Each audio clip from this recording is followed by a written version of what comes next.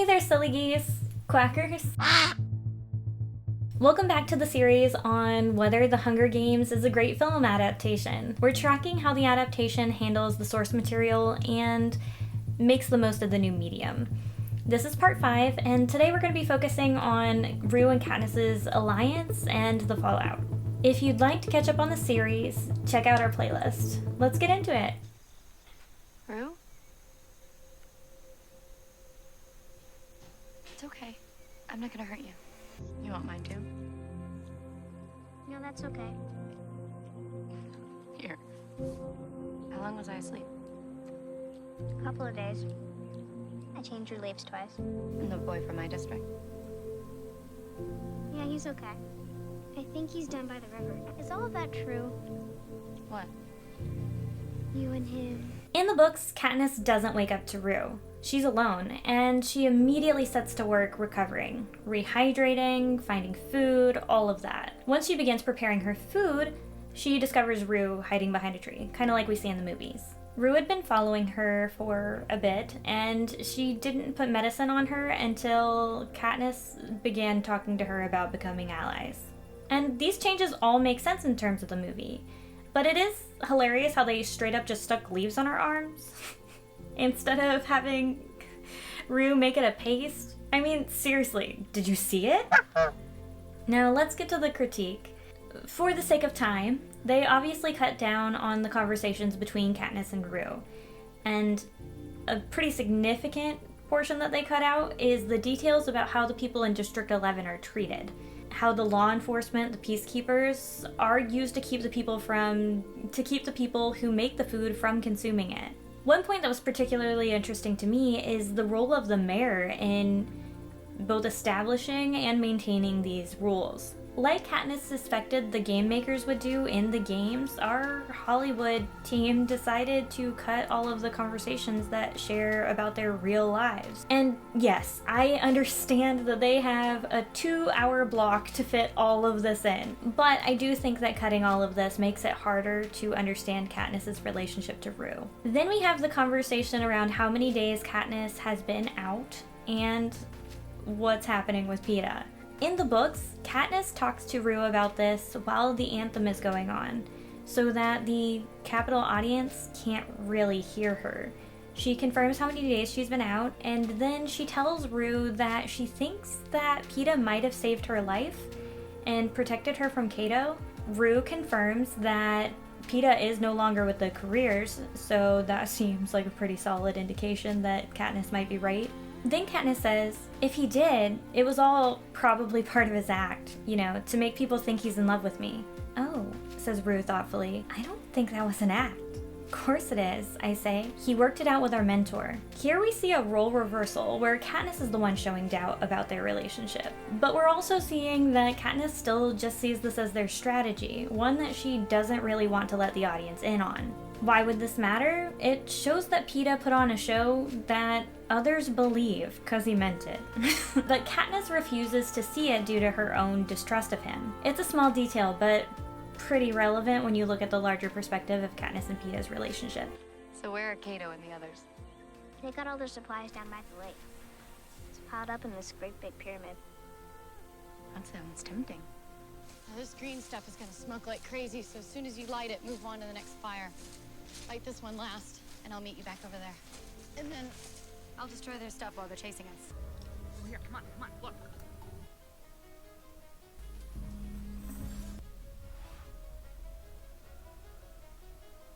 I want to see if she's going to figure out this booby trap. Yes, it seems they've reburied their minds around that big pile of goodies.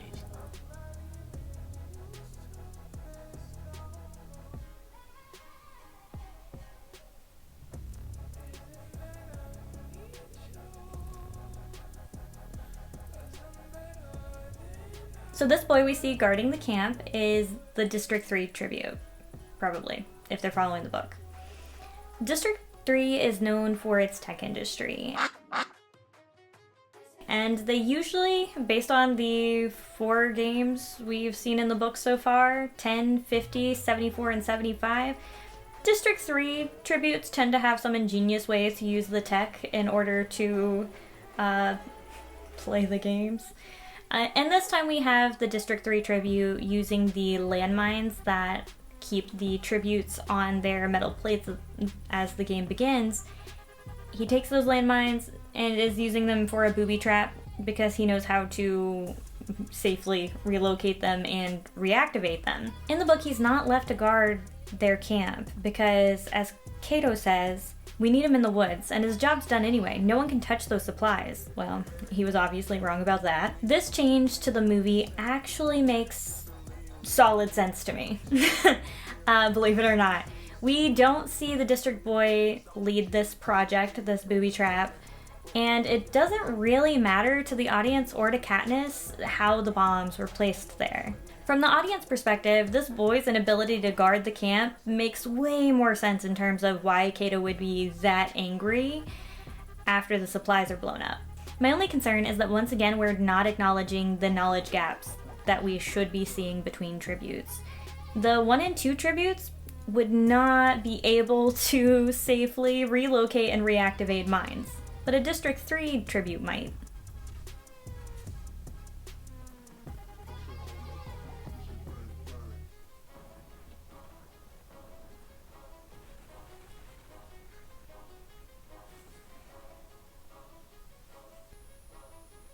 Do a good job with the ringing in the ears.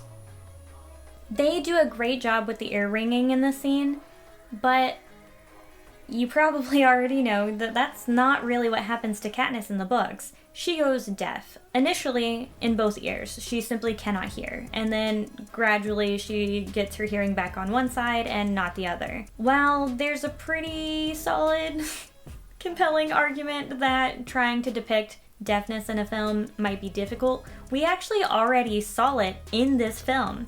When Katniss goes on to the stage for her interview, her hearing isn't quite right. She doesn't hear when Caesar asks her a question. I thought they did a really great job with that and would love to see that kind of illustration of her hearing here.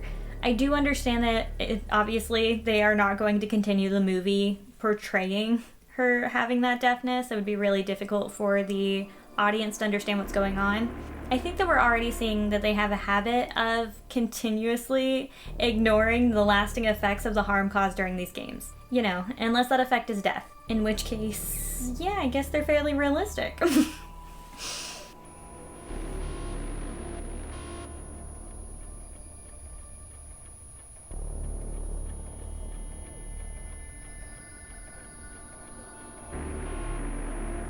That was a pretty chill response to the situation. I want to describe how Katniss describes Cato's reaction in the book because it tells us something pretty significant about his character. His rage is so extreme it might be comical. So people really do tear out their hair and beat the ground with their fists. If I didn't know it was aimed at me, at what I have done to him. Cato has finished the first phase of his tantrum and takes its anger out on the smoking remains by kicking open various containers. The boy from District 3 only has time to turn and run before Cato catches him in a headlock from behind. I can see the muscles ripple in Cato's arm as he sharply jerks the boy's head to the side. It's that quick, the death of the boy from District 3. In the books we see an unhinged Cato, not a cool, cruel killer, but someone who is unable to handle his anger. I feel like that presents a different version of masculinity than what we're seeing in the movies. I wonder if part of it is that the movies are building towards a slightly different ending for Cato, where he recognizes his role in the games, where we don't see that for Cato in the books. Let me know what you think about that. Do you think this is a significant change already? Definitely the monologue he goes on at the end is a fascinating change and one that they continue to echo in other games. I feel like maybe they should have come up with a signal for if things were not okay.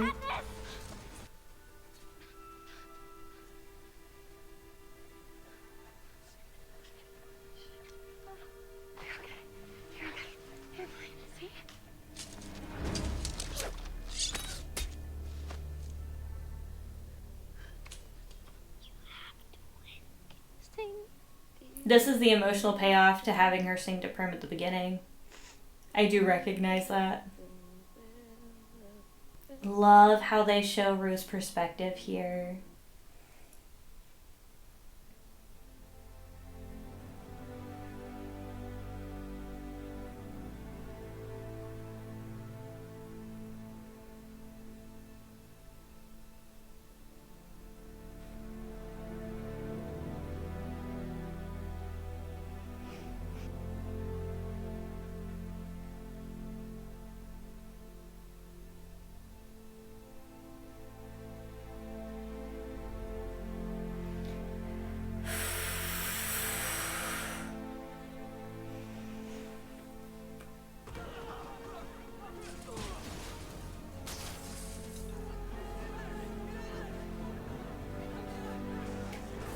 Alright.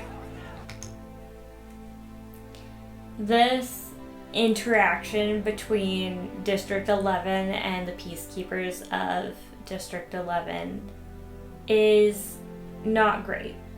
What we see in the books is District 11 sends Katniss the bread from their district, sort of as a thank you to honor her relationship to Rue and her seeing Rue off the way that she did. If this had been happening, obviously we wouldn't know that. It would have happened off the page, very far away from where they are. But if this had happened, I doubt that they would have gotten a loaf of bread to her. It's possible, I just find it unlikely. And considering what we do see is that this sort of engagement between the people and the Peacekeepers doesn't really start to happen until the trick with the berries. I don't know why we're seeing it already. I don't know if I'm missing something, let me know. But I find that this also contradicts the power of the move with the berries. Just like Snow deciding at the entrance ceremony that she was already a problem, we don't really have context for why that would be. Surely Katniss's relationship with Rue is not the first alliance that has swayed an audience. The whole point of this is interesting TV for people to watch. Okay, not the whole point, but a pretty significant point is good TV. So certainly people have built relationships before. Why is this being portrayed this way? I'm not sure. But I definitely think that this is exactly why we see so many comments about the chosen one trope. In addition to everything that I said here in the live reaction, I also wanted to discuss how race plays a role in all of this. In the books, practically every character we meet from District 11 is black. And they do a okay job of representing that here in the films, unlike District 12. But it's telling that the filmmakers chose to add a violent riot, something we have no contextual reason to believe happened, and then made it the Black District that does it. The effect echoes how real-life media reframes even peaceful protests as violent uprisings. It's worth asking why Hollywood felt that this was the most compelling way to portray District 11's grief. And I honestly think it's a little bit almost disrespectful to the way that it all kind of pans out in the books. Let's keep moving. Don't kill her. You'll just create a martyr. Well, it seems we've already got one. I hear these rumors out of District 11. This could get away from you. What do you want? You have a lot of anger out there. I know you know how to handle a mob. You've done it before. If you can't scare them, give them something to root for. Such as? Young love. This is another scene I hate, because why? Why would they have trusted Haymitch with this information, with the information about the rebellion in the districts? Why would they already be targeting her? Why would he feel the need to try to convince a game maker not to kill her? This is showing way more sway between victors and the game makers than we have any reason to believe is possible. In particular, I do not like this because I think it ignores the way that the Capitol sees the district people as beasts. There's no reason for them to have negotiated like this. there wouldn't have been a context where that would have been okay or even remotely acceptable. Especially now that we know that there is a history of past rebellions.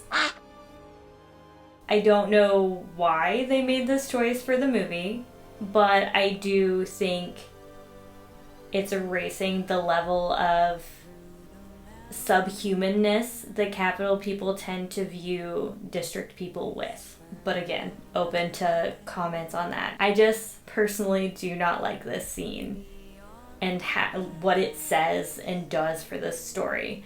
I also think it's wild that Haymitch is like, just present them as lovers, it'll be fine. What?